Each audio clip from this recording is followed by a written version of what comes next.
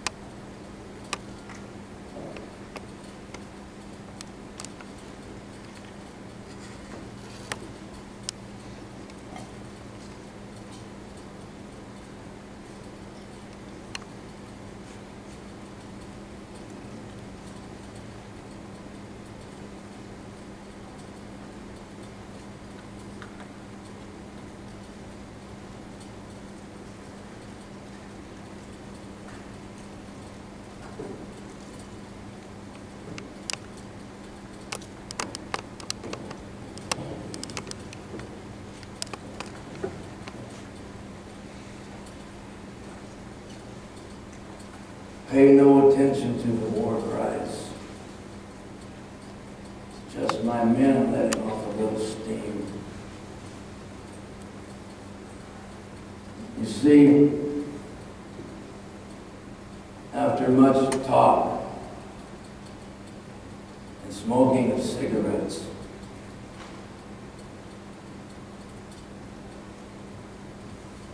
I have decided to surrender to Lieutenant Gatewood and his men. I'm sitting as close to my good friend, the lieutenant, as I can, because if the Army starts shooting, I know they won't shoot near him.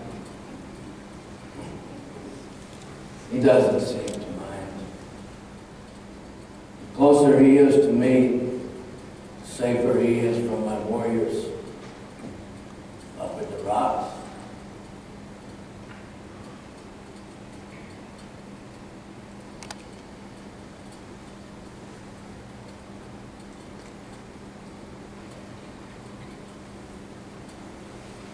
Everyone is nervous on both sides. And it wouldn't take much for this meeting to go the bad way. Even though my people and I are afraid of what might happen to us, I think it is the right thing to do. For me, for my people, Gatewood is a good man. I trust him. I can never surrender to the Mexican army.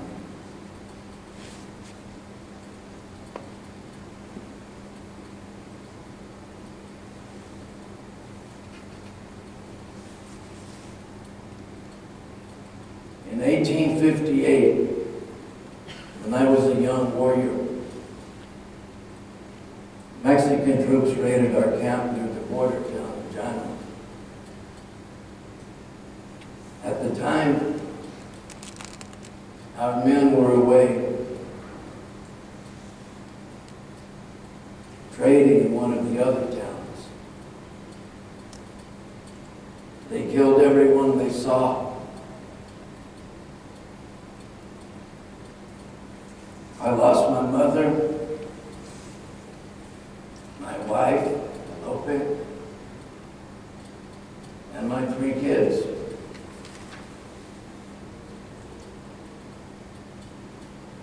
There was no need to do that. They were helpless.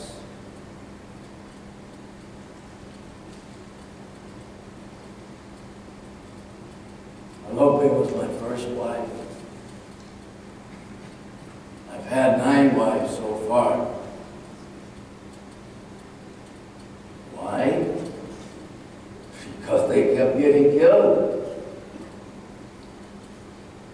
Also, we lost so many men that we didn't have enough men to go around. So some of us had several wives at a time. Where do you think the Mormons got the idea? They got it from us. When I lost my first family, my heart was very sad. Lope had made our teepee so nice by painting pictures on the inside of the teepee walls. We had warm furs to sleep under, toys for the children, and other wonderful things.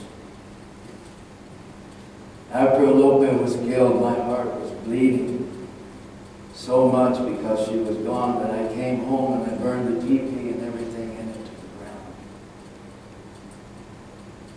I was so sad that it was almost a year before I gathered a war party and we took revenge.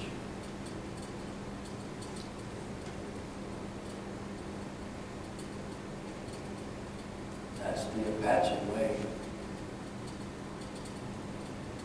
We must take revenge when any of our people are harmed. And we can't wait too long to do it. Revenge is very important to our people. Soldiers and settlers fear our warriors because we are the world's fiercest fighters. Some people think the sissy Comanches are, but we fought with one another. They're cheap. In the Battle of Adobe Falls one time. So, I know that isn't true. Fighting alongside them was real scary. Those Indians don't know how to fight. They fight out in the open like white men. That's a good way to get killed. Our way is better. We use the rocks and the brush to hide behind. And if we start to lose, we run away. That way, we live to fight the next time. When we run away, most of our enemies are smart enough to let us go after a while.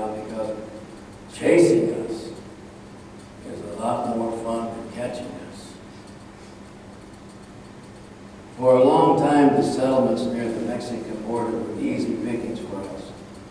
When we needed supplies like guns, ammunition, food, blankets, liquor, we had to steal. We didn't have any other way to get what we needed. There was no Whole Foods on the prairie. Whenever we got what we needed from a town on one side of the border or the other, pretty soon here they come after us. Remember, we never had any money, so everywhere we shopped, people got mad. So we raid a town or a village on one side of the border and then run to the other side of the border to get away from the blue coats or the Mexicans. We had good places to hide on either side. North of the border, we had the Dragoon Mountains in southeastern Arizona, the Gila Mountains in New Mexico. Life was good there. In Mexico, we hid out in the Sierra Madre, the mountain range. Life was good there too. It was safe, there was lots of food, and the weather was good. The women would catch up on their work, the men would rest and play games all day. If one person won too much in the gambling game, we'd raid a nearby village to replenish what we lost. It was great fun. And the Mexicans weren't very successful in tracking us to get their stuff back. We almost always got away. All they got was mad. Later on, when the Americans and the Mexicans signed a treaty, they said that either side could cross the border if they were chasing us. It got more dangerous. The blue coats would follow us until we were forced to fight. They would have never found us except the Army started using Indian scouts who knew our hiding places. And they led them right to us. How fair was that? We were on the warpath a lot of the time, so the blue coats were always chasing us. Sometimes we fought for revenge for something the whites had done to us. Or we had a beef with the settlers because we'd taken something they said belonged to them, and they wanted it back. Most of the time we fought them because we just wanted them to go away. Sometimes it happened that the squaws would get cranky a certain time of the month. Egg us on. And we would go on the warpath for no reason at all.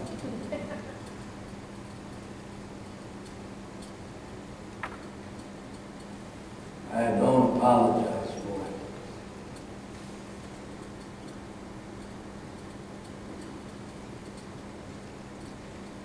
it. It was war. That's all I have to say. We feared the American soldiers, but we just hated the Mexican army.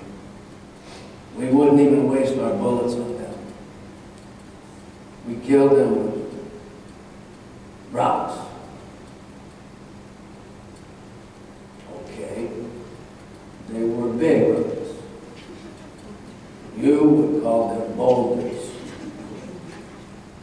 but they were still rocks. Over and over, they would track us into the narrow canyons in the mountains. we had to do was wait for them, then roll the big boulders down off the cliffs. They'd be trapped. Easy to kill. But still, the next time a bunch of Mexican soldiers would track us, they'd ride their horses right through the same canyon. We killed them too.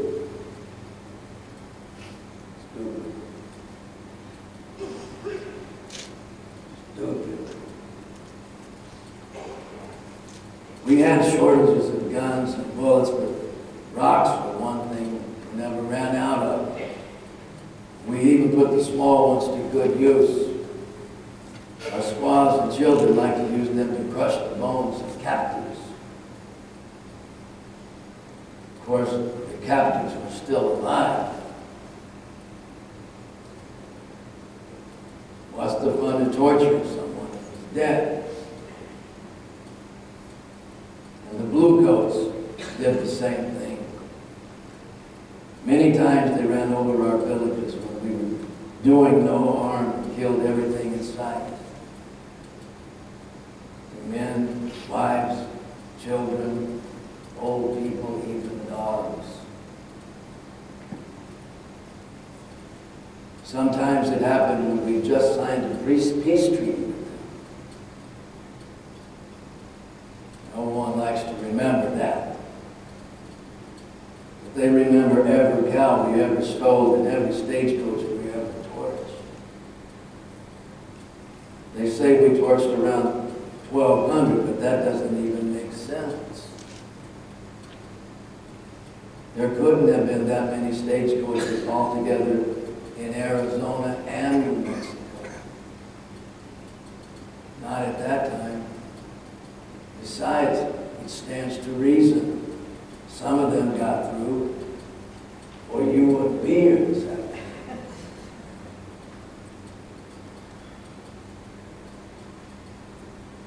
And that's the way things happened. Pretty soon, more and more settlers came, and more soldiers came. There was more and more fighting, and more killing. Many people died.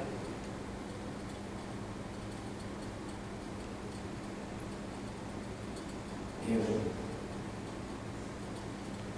children.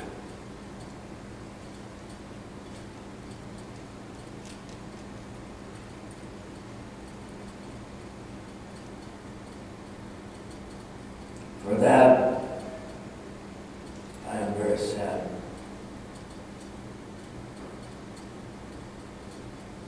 I am also sad because no one has ever said that they are sorry for coming to our land and pushing us out.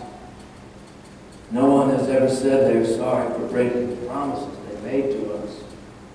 No one has ever said they were sorry for trying to make white children out of our kids by taking them away from us and sending them to school against their wishes.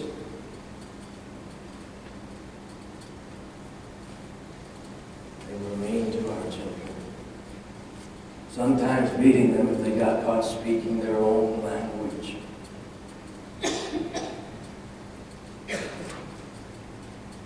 A lot of other bad things happened. Things we won't talk about here. In the end, the whites got almost all of the land, but they have never understood her, never loved her. They have only loved what they could get from her. To the Apache, the land is like a woman that you lie down with, so close you can hear her heartbeat.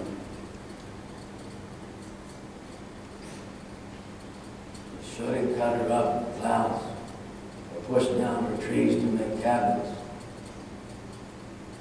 She cries when you dirty her rivers, put up so many buildings she can't see the stars. We call her Earth Mother. Earth Mother. We honor her. Everything on her, the dirt, rocks, trees, plants, everything. What does the white man do? He rips out the trees, scars the earth with his plow, fences off the prairie and rapes her of her gold and silver. Worst of all, they killed all the buffalo and left them on the ground to rot. So we'd have nothing to eat, then replaced them with their cattle. And we still had nothing to eat. We were too slow to catch on to what was happening. That was one of our mistakes. We believed all that peace treaty taught when the white man said that the land we got in the treaties would be ours.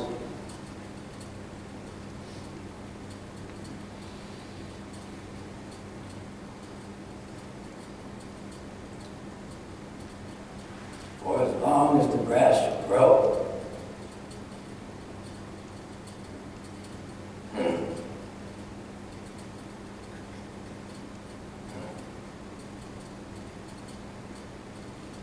we didn't understand until it was too late that it was all a lie. The white man wanted all of the land, and they didn't care if they killed us all to get it.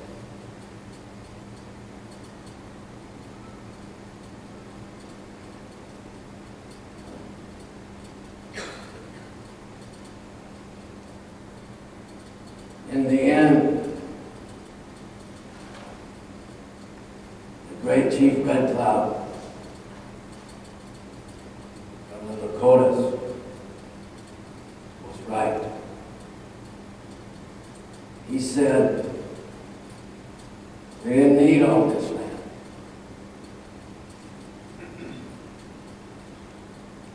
You didn't either.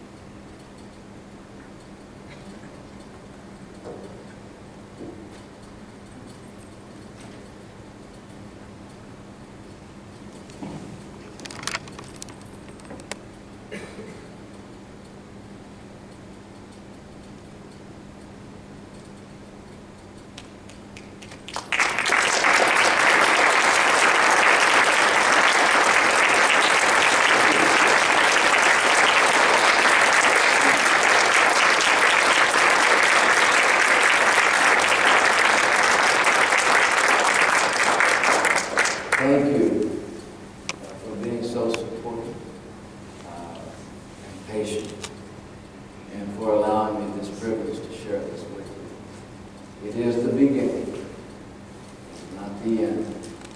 There's a lot of work that lies ahead, but with your loving support this afternoon, the process has begun. Everybody have a good time at the dinner tonight. Thank you for your love and support this afternoon. Rock on.